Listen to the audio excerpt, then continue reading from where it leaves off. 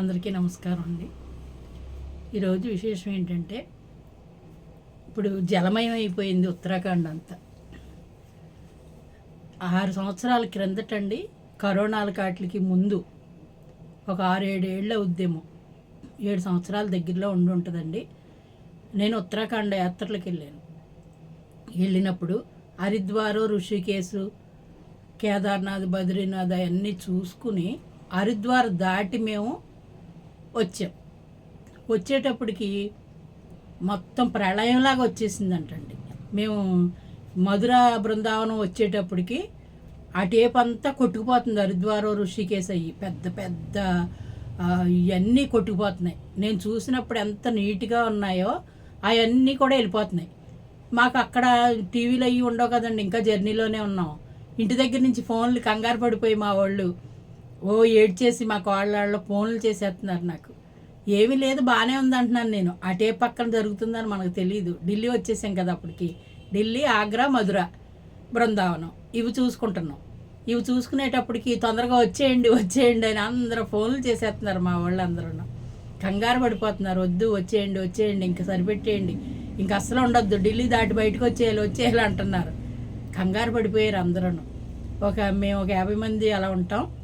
అందరూ కంగారు పడి తొందరగా ముగించేసుకుని ఢిల్లీ నుంచి ట్రైన్ ఎక్కి మేము వచ్చి ఇంటికాడ దిగానండి. నేను మొత్తం మేము చూసినవి అన్నీ కూడా మచ్చుకు కూడా లేకుండా చాలా వరకు కొట్టుకుపోయినాయి. ఆ ఋషికేశ్ వెళ్ళేటప్పుడు సన్న దారి, ఇటు పక్కన రుద్రాక్షలు చెట్లు, ఇటు పక్కనేమో లోయలా ఉంటుంది, కాలువలాగా పెద్ద సెలయేరు టైపులోను, గోదావరి టైపులో ఉన్నట్టే ఉంటుందండి వెడల్పుగాను. ఋషికేశ్ వెళ్తుంది కదా, హరిద్వారం దగ్గర నుంచి ఇటు తిరిగి వెళ్తుంది గంగమ్మ. చాలా బాగుంటుంది అక్కడ.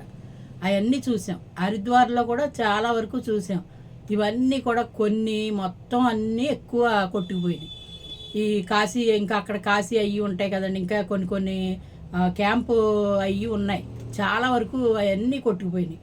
అప్పుడు నాకు చాలా బాధ అనిపించి ఇంటికి వచ్చిన తర్వాత, ప్రళయం వస్తే ఇలా ఉంటుందా, భగవంతుడి ప్లేస్ అది అంతాను, ఏం పొరపాటు జరిగింది, ఎందుకు ఇలా జరిగింది అనేసి చాలా రోజులు మనసంతా బాధపడిపోయేది నాకు. ఇలా కూడా ఉంటుందా. అప్పుడు చూసి వచ్చింది, మళ్ళీ లేకుండా పోయింది. పెద్ద శివుడి విగ్రహం అండి అది, నది మధ్యలో ఉంటుంది అనమాట హరిద్వారం ఆ టేపు. అదంతా కొట్టుకుపోయింది. అలాంటి అంత పెద్ద విగ్రహం ఎలా కొట్టుకుపోయింది అని అనిపించింది నాకు. మొత్తం దారులు లేకుండా అయిపోయి చాలా రోజులు యాత్ర కూడా ఆఫ్ చేసేసారు. మళ్ళీ ఇప్పుడు అదే పరిస్థితి వచ్చేసింది. కొండ చర్యలు ఇరిగి పడిపోవటం, ఒక ఊర్లే కొట్టుకుపోవటం, అసలు ఆ ఊర్లో ఏమీ లేకుండా మొత్తం జలసమాధి అయిపోయింది. ఎంత జన నష్టం కలుగుతుంది, ఎలా కొట్టుకుపోతుందో చూడండి. కన్ను తెరిసిందంటే గంగమ్మ ముంచెత్తేస్తుంది. కాశీలో కూడా ప్రమాద స్థాయిలోనే ఉందంటండి. కాశీలో కూడా చాలా ఘాట్లలో అయ్యి బాగా ఫుల్గా నీరు, కొన్ని చోట్ల అయితే బాగా పల్ల ప్రాంతాలన్నీ మునిగిపోయినాయి. అంటే ఎప్పుడు కాశీ ములగదండి, అసలు మనకు చరిత్రలో లేదు. అలాంటిది కాశీలో కూడా వచ్చేవాళ్ళు రావద్దని మాకు తెలిసిన వాళ్ళు ఆశ్రమాలు ఉన్నాయి, వాళ్ళు చెప్పారు. చాలా కొంచెం ఇబ్బందికరంగానే ఉంది ఇక్కడ అని చెప్పారు. ఎప్పుడు ఏం జరుగుతుందో ఎవరికీ తెలియదండి. ఎందుకు చెప్తున్నానంటే, కన్ను కాలు బాగున్నప్పుడే ఏదైనా చూడాలి, ఆరోగ్యం బాగున్నప్పుడే ఏదైనా తినాలి. తర్వాత నోరు కట్టుళ్ళు అయిపోతుంది, కాళ్ళు కట్టుళ్ళు అయిపోతాయని అంటూ ఉండేది మా అమ్మ అస్తమానం. ఇటువంటివే అనుకుంటండి. నేను బాగున్నప్పుడే చూడాలని కాశీ 3 సార్లు, ఇటు హరిద్వార్ కేసు అన్ని చోట్లకి 3-5 సార్లు తిరిగాను. చాలా యాత్రలో, ఎక్కువ యాత్రల్లో గడిపేదాన్ని, తిరిగాను. అలాగే ఇప్పుడు నడుముకి దెబ్బ తగిలి నడుము ఇరిగిపోయిన తర్వాత డాక్టర్ గారు వెళ్ళొద్దన్నా సరే నేను కర్ణాటక యాత్రకి ఐఆర్సిటీ ట్రైన్కి వెళ్ళామండి. మా అక్కగారు అబ్బాయి, కోడలో, మేము ఉన్నాం కదా, పర్వాలేదు, నువ్వు లగేజ్ అది ఏం పట్టుకో కదా, అన్ని ట్రైన్లోనే ఉంటాయి కదా అనేసి అన్నారు. ఐఆర్సిటీ ట్రైన్ చాలా సేఫ్టీ అనిపించింది నాకు. 15 రోజుల యాత్ర అది కూడా చాలా గ్రాండ్గా, చాలా బాగా జరిగింది. అయితే ధర్మస్థల్లో మేము 3 రోజులు, 2 రోజులు పుల్లు ఉన్నాం. మొన్న 3వ రోజు బయలుదేరి వచ్చాం. అసలు ఎంత కామ్గాను, ఎంత సైలెంట్గా, చక్కగా దర్శనాలు, అక్కడ స్వామివారు దర్శనాలు కానివ్వండి, మంజునాథుని దర్శనాలు కానివ్వండి, పరిసరాలంతా కూడా పీస్ఫుల్గా ఉంది, ఫుల్ సెక్యూరిటీ ఉంది, చాలా ఇదిగా ఉంది. అవన్నీ పెద్ద పెద్ద అపార్ట్మెంట్ల టైప్లో కట్టేసి ఉంటాయండి. దేవస్థానం రూములు ఏసీ రూమ్ ఇంత, మామూలు నాన్ ఏసీ ఇంత అని అలా ఉంటాయంట. చలిగాలిగానే ఉంది కదా, బాగానే ఉంది కదా అని మేము మామూలుగా నాన్ ఏసీ తీసుకున్నాం. అది రూమ్ కూడా దొరకటం కష్టం అండి, అంత ప్రోటీన్ ఉంటుంది. అసలు రూములు ఎక్కడ దొరకలేదు. ఐఆర్సిటీ వాళ్ళ అకామిడేషన్ ఎలా ఉంటుందంటే హాల్ లాంటిది బుక్ చేసేస్తారు, అక్కడ పరుపులు అవి ఉంటాయి, అందరూ పడుకుంటారు.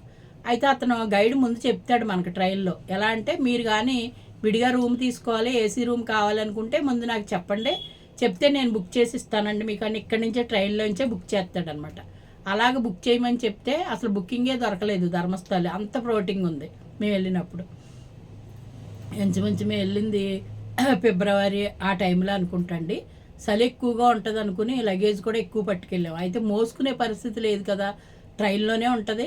మనం వెళ్తాం, ఒక జత 2 జతలు పట్టుకుని ఆ లోకల్ అన్నీ చూసిన తర్వాత మళ్ళీ తీసుకొచ్చి ట్రైన్ దగ్గర దింపుతాడు. ఫుడ్ అన్నీ వాళ్ళే, అకామిడేషన్ అంతా వాళ్ళే పురమాయిస్తారు. దర్శనాలు అయితే చాలా బ్రహ్మాండంగా చేయించారు, చాలా బాగుందండి. ఆ యాత్ర ఎక్సలెంట్ యాత్ర, అస్సలు చిన్న అవస్థ లేదు. లేకపోతే నడువు లేనందుకు నేను అసలు తిరగలేను. చాలా బాగా చూశారు, చాలా బాగా తిప్పారు. అప్పుడెంతండి ఐఆర్సిటీ 15 రోజులకు 10,000 తీసుకున్నాడు. ఇప్పుడైతే 18,000 20,000 అంటున్నారు. కానీ అండి చాలా బాగా చూసాం. చాలా మొత్తం కర్ణాటకలో ఉండే యాత్రలన్నీ చూసాం. ఈ ఉత్తరాఖండ, కాశీ, టేపు అన్నీ అయితే మా పంతులు గారు, మా దేవస్థానంలో చేసే పంతులు గారు యాత్రలకు వేస్తారు.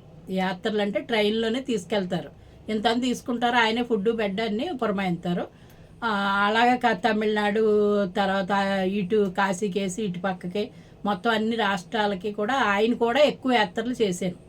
ఒక కర్ణాటక ఒకటే వెళ్ళలేదని మా వాళ్ళు వెళ్తుంటే వాళ్ళు కూడా వెళ్ళాను. చాలా ఎక్సలెంట్ యాత్ర. ఎందుకు చెప్తున్నానంటే అండి, అప్పట్లో చూసాం కనుక చూడగలిగానేమో, ఇప్పుడైతే చూడలేను. మా అమ్మమ్మ చెప్పింది ఇప్పుడు గుర్తొస్తూ ఉంటుంది నాకు. సడన్గా ఎప్పుడు ఏం జరుగుతుందో తెలియదమ్మా, అవకాశం ఉన్నప్పుడు ఉపయోగించుకోవాలి అని చెప్పేది. ఇప్పుడైతే వెళ్ళలేను కదండి, ఇంకా కుదరదు. ఇంకా అప్పుడుది వేరు, ఇప్పుడు వేరు. ఆరోగ్యం బాగోనప్పుడు ఇంకెళ్ళలేము, అంతంత దూరం నడవలేము. ఇప్పుడు మళ్ళీ మా పంతులు గారు దీపావళికి అలాగా పెడతా ఉంటారు అస్తమానం, వచ్చేయండి అక్కయ్య గారు అంటారు ఆయన. కానీ ఎందుకు వెళ్ళినైనా మళ్ళీ వాళ్ళని అవస్థ పెడతాం. నా లగేజ్ నేను పట్టుకోలేనండి, నేను ఒక డొక్కు నీళ్లు పట్టుకుని నడవలేను, అందుకని ఫ్రీగా నడవాలి. నేను ఉంటాను కదండి, ఆ మనిషిని పెట్టి మోయింతాను కదా, వచ్చేయండి అని అంటూ ఉంటారు. కానీ ఎక్కువ గడపాలని అనిపిస్తుందండి నాకు. కాశీలో 9 రోజులు నిద్ర చేయలేదు నేను. 3 రోజులు 5 రోజులు ఉన్నాం, 3 సార్లు వెళ్ళినా సరే.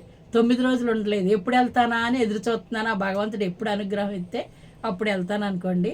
కానీ వెళ్తాను, తప్పనిసరిగా వెళ్తాను, వెళ్ళి దర్శనం చేసుకుంటాను. నాకు ఈ వికలాంగులు కోటాలో కార్డు ఉండబట్టండి, ఏ దర్శనానికి వెళ్ళినా సరే ఈజీగా చేసేసుకోవచ్చు. నాకు కూడా ఒక మనిషికి ఇస్తారు, షిరిడి కానివ్వండి ఎక్కడికైనా సరే. షిరిడి 2 సంవత్సరాలు నాకు నడువు విరిగిపోయినప్పుడు ఇంకా కాళ్ళు అయ్యి రావు, నడక ఉండదు, వీల్ చైర్ అని చెప్పారు డాక్టర్ గారు. కానీ అలా లేదండి. అందుకని 3 నెలలు అయ్యేటప్పటికి నేను వాకర్ పట్టుకుని నడవటం అలవాటు చేసుకుని ఆ బాబా చుట్టూ ప్రదర్శనలు చేసుకుంటా, ఆయనకి దండం పెట్టుకుంటా, కాలక్షేపం చేస్తూ ఉండేదాన్ని. అలా అలా కాళ్ళు నడకొచ్చిందండి. కాళ్ళు నడకొచ్చినప్పుడు షిరిడి దండం పెట్టుకున్నాను, రావనుకున్న కాళ్ళు వచ్చినాయి కదా, అందుకని నీ దగ్గరికి ఎన్నిసార్లు వీలైతే అన్నిసార్లు వస్తానని చెప్పి ప్రతి నెల 2 సంవత్సరాలు తిరిగానండి. కరోనా వచ్చింది కదా, కరోనా వచ్చినప్పుడు మా డాక్టర్ గారు అన్నారు, ఇంకా ప్రయాణం ఆఫ్ చేసేసుకోండి, మీకు ఇంజక్షన్ చేయలేదు కదా, ఆ ఇంజక్షన్ చేయనప్పుడు జనంలోకి వెళ్ళకూడదండి, ఆఫ్ చేసేసుకోండి అంటే ఇంకా మానేశాను. ఇంకా కరోనా దగ్గర నుంచి ఏ యాత్రకి వెళ్ళలేదండి. అంతర్వేది వెళ్తాను, సుదర్శన హోమం చేయించుకుంటాను, ద్వారకా తిరుమల వెళ్తాను, వాడపల్లి మొన్న వెళ్ళాను. అంటే బాగున్నప్పుడు చూడాలని చెప్తున్నానండి. వీలు కుదిరినోళ్ళు, వెళ్ళాలి అనుకున్న వాళ్ళు, ఆ సంకల్పం ఆ భగవంతుడు ఇవ్వాలనుకోండి, ప్రతి మనిషి భగవత్ సేవలో గడుపుతూ అనేది చాలా మంచి జరుగుతుందని నా నమ్మకం అండి. నాకు జరిగింది, నేను అనుభవిస్తున్నాను కనుక ఎన్ని కష్టాలు వచ్చినా అలా దూది పింజలాగా గడుపుతూ ఉంటాడో అనేసి. మళ్ళీ ఇప్పుడు ఎందుకు గుర్తొచ్చిందంటే నాకు వీడియో చెయ్యాలనిపించింది. హరిద్వార్ అదిని ఇప్పుడు మళ్ళీ అలా జలమయం అయిపోయి అవన్నీ కొట్టుకుపోతుంటే నాకు చాలా బాధ అనిపించి అప్పుడు చూశాను నేను, ఇప్పుడు మళ్ళీ చూస్తున్నాను, ఏంటి ప్రళయం ఏంటి భగవంతుడా అనేసి అనుకుంటున్నాను అనమాట అండి. అలాగే ధర్మస్థలం ఎందుకు గుర్తొచ్చిందంటే, ఇప్పుడు ధర్మస్థల గురించి చాలా అల్లకొల్లాలం కింద శవాల గుట్లని అయ్యని ఇయ్యని అయ్యయ్యో చెప్తున్నారు, వస్తున్నాయి. అప్పుడు మరి అంత సెక్యూరిటీ చాలా డీసెంట్గా ఉన్న ఊరికి ఇప్పుడు ఏమైంది, గ్రహణం పట్టినట్టు ఎందుకు ఇలా ప్రసారం అయ్యింది, ఏంటో తెలియదు. ఆ మాయ ఆ భగవంతుడికి తెలియాలి, అక్కడ ఉన్న వాళ్ళకి తెలియాలి తప్ప మనకైతే ఊహ అందకుండా ఉన్నట్టుంది నాకు. ఎందుకంటే నేను స్వయంగా చూసి వచ్చాను కనుక, 2 రోజులు గడిపొచ్చాను కనుక ఇప్పుడు అది బాధ అనిపిస్తుంది అనమాట. ఈ సిచ్యువేషన్ల గురించి అని ఈ వీడియో చేశానండి. మీకు నచ్చితే లైక్ చేయండి, సబ్స్క్రైబ్ చేసుకోండి, గంట సింబల్ ప్రెస్ చేయండి, అలానే ఆప్షన్ ఎంచుకోండి, తప్పనిసరిగా లైక్ చేయండి. అలాగే యూస్ ఎందుకో కొద్దిగా తగ్గింది, ఎందుకు తగ్గిందో అర్థం కాలేదు. ఏమన్నా పొరపాట్లు ఉంటే తెలియచేయండి, వీడియో చూడండి. ఏదో కాలక్షేపం కోసం చేస్తున్నాను తప్ప నేను దాని మీద ఆదాయం రావాలి, సంపాదించుకోవాలని కాదండి. నా ఆరోగ్య పరిస్థితి రీత్యా నాకు ఒక వ్యాపకం అనేది ఉండాలి. నేను ఫ్యామిలీ కౌన్సిల్ మెంబర్ మూలానే ఎప్పుడు ఖాళీ లేకుండా కేసులతోటి ఉండేదాన్ని. కోర్టు, పోలీస్ స్టేషను, ఏలూరు ఇలా చేసేదాన్ని. అయితే ఈ మధ్యకాలంలో ఎక్కువ రన్నింగ్ చేయలేక, ప్రయాణం చేయలేక ఇంటి పట్టున ఉండటం వల్లనే పోనీ ఇలాంటివి అయినా మనం నలుగురికి ఉపయోగపడేది ఏదైనా చెప్పగలుగుతామేమో అని ఉద్దేశంతో మొదలుపెట్టానండి. బాయ్ అండి.